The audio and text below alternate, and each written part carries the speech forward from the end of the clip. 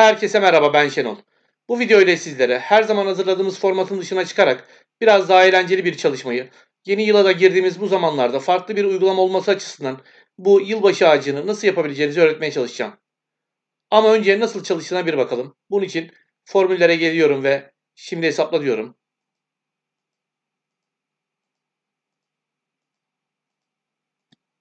Gördüğünüz gibi ben şimdi hesaplaya tıkladığımda ağacın üzerindeki ışıklar değişiyor.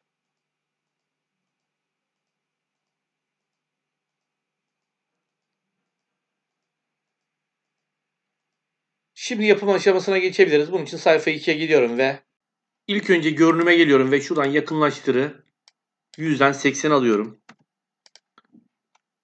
Ve G3'ü tıklıyorum. Kontrole basılı bir şekilde ikili katmanlar halinde şu şekilde seçim işlemi yapıyorum.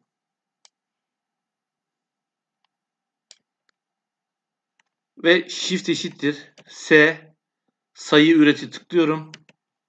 Parantezi kapatıp Ctrl Enter diyorum. Ve yine burası seçiliyken buradan girişten koşullu biçimlendirmeye geliyorum.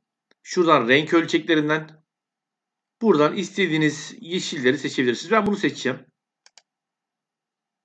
Yine bunlar seçiliyken koşullu biçimlendirmeye tekrar giriyorum ve simge kümelerinden şuradan şu şekilleri seçiyorum. Ortalıyorum. Tabi rakamları kaldırmamız gerekiyor. Daha sonra ortalanacaklar. Bunun için tekrar koşullu biçimlendirmeye giriyorum ve kuralları yönet diyorum. Şuradan simge kümelerini kural düzenle deyip şuradan yalnızca simge göster deyip tamam diyorum. Uygula. Tamam. Ve şimdi ortalanmış olacaklar. Şimdi ağacımıza biraz şekil verebilmek için şurayı seçiyorum. Ve sütun genişliğini 4 yapıyorum. Şurayı tabi ekleme yapacağız. Açtırmamız gerekiyor. Şuradan da bir ekleme yapalım. Hatta şöyle yapabiliriz. Bir sıra daha aşağı indirebiliriz. Şuraya da Ctrl R. Şurayı da kopyalayıp şuraya yapıştırabiliriz. Bunları da 4 yapalım. Daha sonra şuraya ağacımızın gövdesini yapacağız. Şuradan kahverengiyi seçelim. Şuraya da hediye kutularımızı yapalım.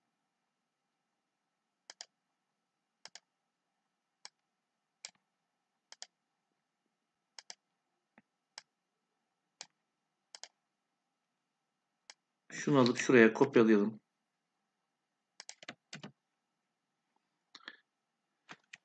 İsterseniz formüller şimdi hesapla da diyebilirsiniz.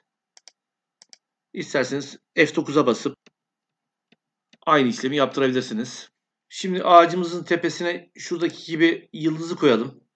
Bunun için şuraya geliyorum ve Shift eşittir damga formülünü kullanacağım.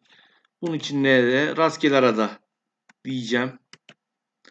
169 noktalı virgül 182 aralığını alsın. Evet diyelim. Daha sonra girişe giriyorum ve şuradan Windings'i seçeceğim.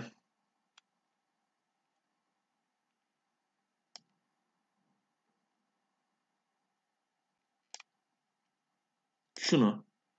Bunu da biraz ortalayıp büyütüyorum. Rengini de şöyle sarı yapalım. Şimdi formüller, şimdi hesapla diyelim. Gördüğünüz gibi ağacın tepesindeki yıldız da değişiyor. Şuradan görünümden kılavuz çizgilerini bir kaldıralım. Tekrar bakalım. Şimdi diğer ağacımızı yapalım. Bunun için şuradan başlayabilirim. Şöyle 2 2 yine seçiyorum.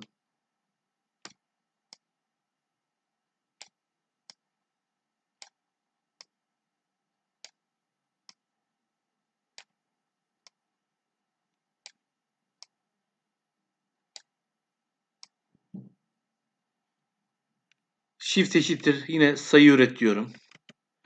Parantezi kapatıyorum. Ctrl Enter diyorum.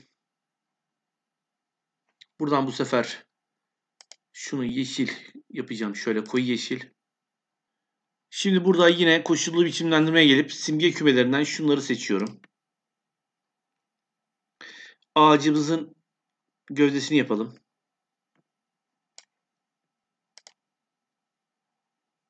Şunları seçiyorum tekrardan ve sütun genişliğini 4 yapıyorum.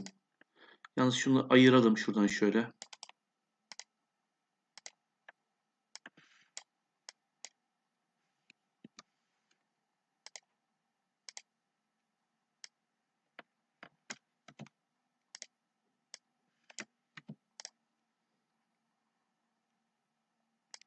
Şunu alıyorum.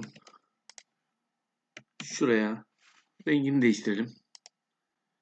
Bu sefer şöyle bir paket olsun. Kırmızı olsun şeritleri. Şunu alıyorum. Bu tarafa yapıştırıyorum şu şekilde. Tabii dışarıda kaldı. Şöyle. Formüller şimdi hesapla.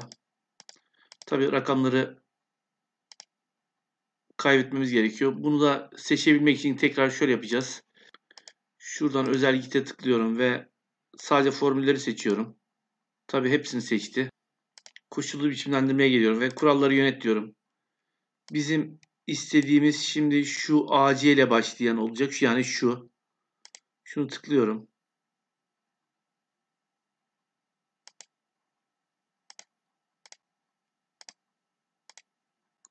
Tekrar bunları ortala diyorum. Ve buradan formüllere gelip şimdi hesapla diyorum.